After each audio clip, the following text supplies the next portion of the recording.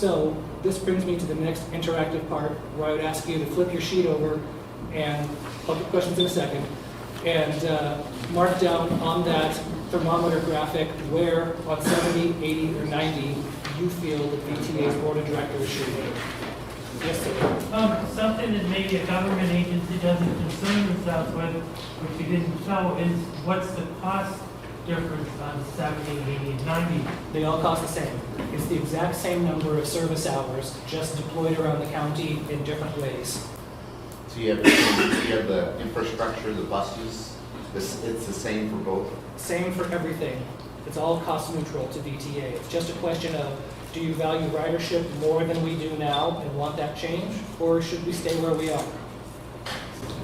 Have you aligned this bar graph concept with the urban village concept and that kind of an overlay? I know you're talking about existing riders and existing residents, but Yeah, existing riders is a real number that we know we've collected its actual data as compared to a projection. We're aiming for 2017, so we're looking at near-term development and paying attention to especially what's going on here because it is really changing and really calling out for more transit service.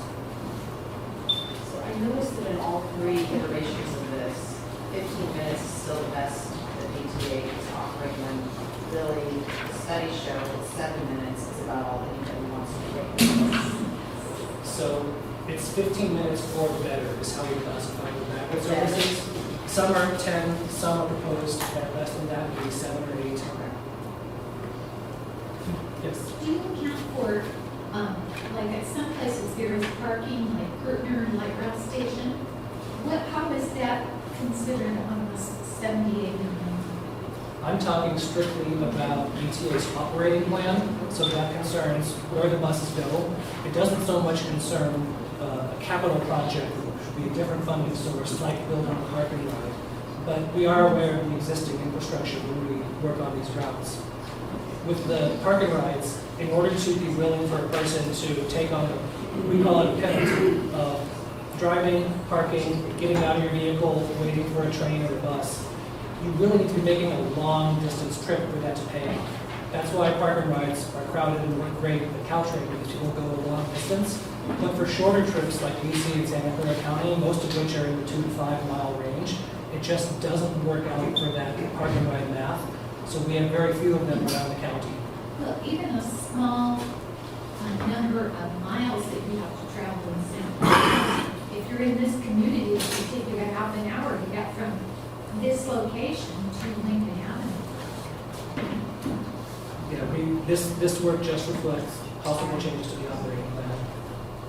So, I have a just curiosity question.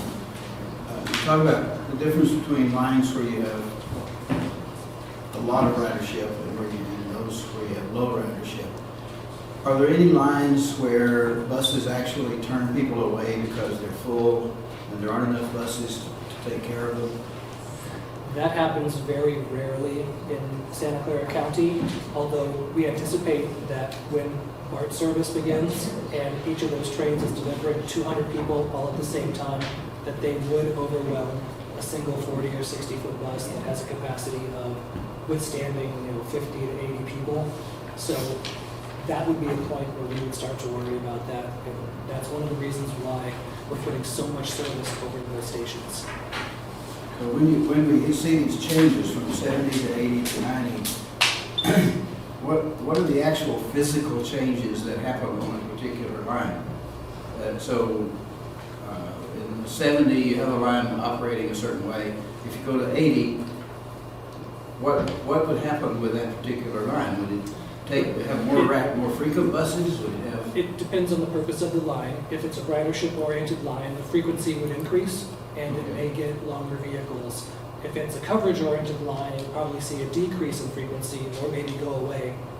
And I want to point out that none of these maps that I've shown are proposals. Do not freak out in the way that the Mountain View Voice and the KCBS did. These are just illustrations of how the transit network might look if you picked different philosophies toward designing transit service. You can look at these maps and see which corridors we emphasize, and those are probably respective of where we might end up if our board gives us direction to go down those routes. But don't take any routing for absolutely proposed by VTA. It's not at this point. I have a comment. I looked through these three alternatives, and basically going from 70 to 90, you reduce coverage. Yes. You service less and less and less coverage. So to get answers to what people prefer, we are the wrong people to give you the answers because we live here. We are not the people which live in the area which is not going to be affected. If you go, If someone is subsidizing you or the city which needs to provide services to everyone will have an input. What input I can tell you? I don't care. Don't service anyone, service only my way. This kind of. well, if you live in one of those areas like Homewood Valley, then your way of interacting with this process is thinking about your coverage and your total access to transit. But recognize that people who live here, where there's 30-minute service midday, maybe that's not good enough for you. But if it went to 15, that would be good enough. And one of the things I want to impress upon everyone is that there's no way to do everything that you want with our limited funding. You've got to make these tough decisions. Getting your ridership up by making transit more useful for certain crowds really means taking it away from others. And that's tough.